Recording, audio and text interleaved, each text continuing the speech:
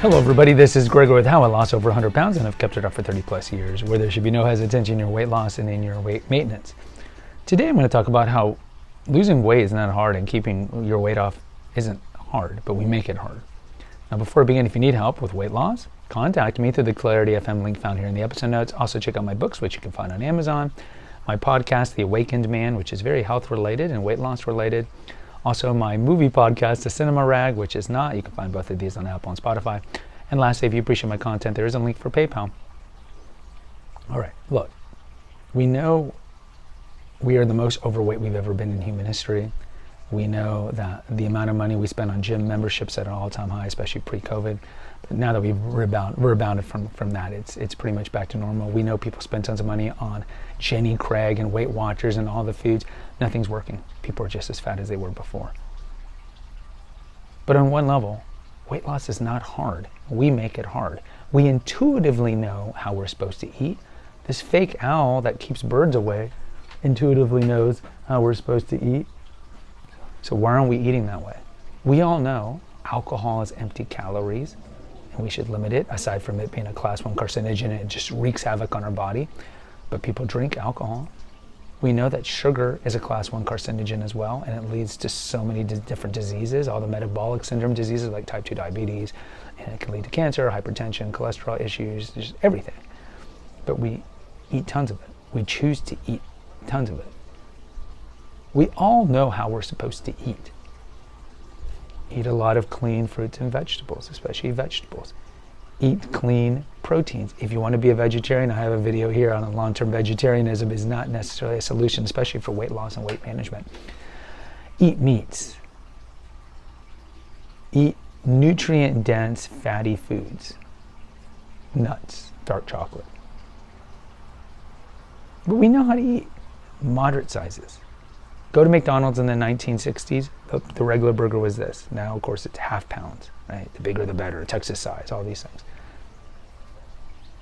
Move the body, shock the body. You look 100 years ago, nobody was at the gym. We didn't have the concept of gyms. We didn't even have a concept of gyms until like the 1970s when Schwarzenegger had made gyms popular with all the roiding and the lifting weights and all that. And then Jane Fonda with aerobicizing and all that. But if you look at our ancestors, they weren't fat and they never went to the gym. Why? Because they moved the body. They were working. And their caloric intake was not nearly as much as ours now.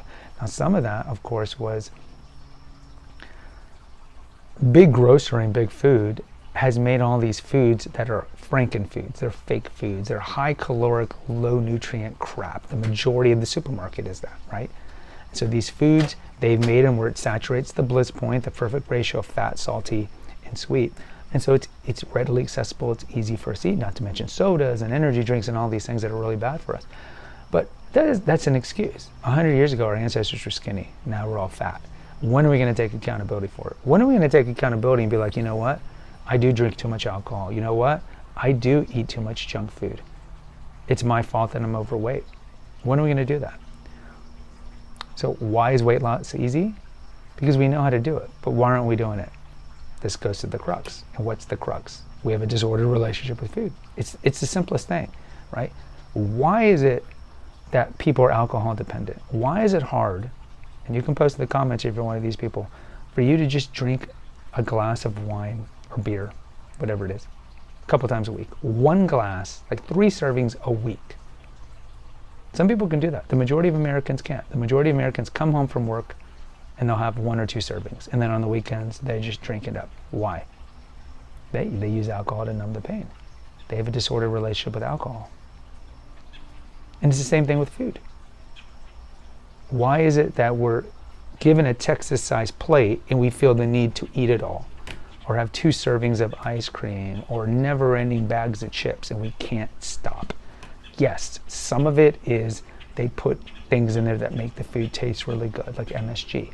Yes, but really, if we strip away the cognitive dissonance, the main reason we're overeating and overdrinking is because we have a disordered relationship with food and it numbs the pain and it helps us to escape from whatever stressors that we have. But the irony of it is, of course, it doesn't help you get rid of the stressors. You're just adding a new problem, another monkey on your back, especially when it comes to alcohol. You're just adding another problem.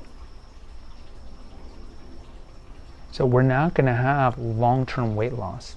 We're not going to have long-term weight maintenance in America until we talk about the elephant in the room, childhood trauma.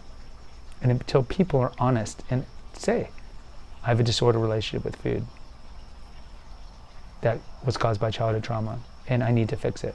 Until then, it's just going to be yo-yo dieting for some, weight gain for a lot of people, and then there's going to be a very small percentage of people who are able to maintain their weight as they age. So as I tell you all these videos, guys, in the long run, do the deep work. You know how to eat well. We all do. We all know what we should stay away from. We all do, but we don't do it. Why? Disordered relationship with food mixed in after so many years of not taking care of yourself. There's a certain amount of self-loathing as well, right? I hate myself, I hate myself, I eat this crap, oh, I hate myself. And then you do it the next day. Same for alcohol. There's a certain addictive element to it. But the addiction thing should not be a crutch. So many people use it as a crutch. Well, I'm an alcoholic, I can't help it. Go, go, go, go, go. I'm a sexaholic, I can't help it. You know. No. Because ultimately, you're still hurting yourself. Strip away the BS, look in the mirror, get the therapy, do the deep work, and disconnect emotion from food and eat like the dog does. And that's the key. Guys, post in the comments. I'd love to hear from you. Please subscribe and share. Until next time, take care. God bless and pray.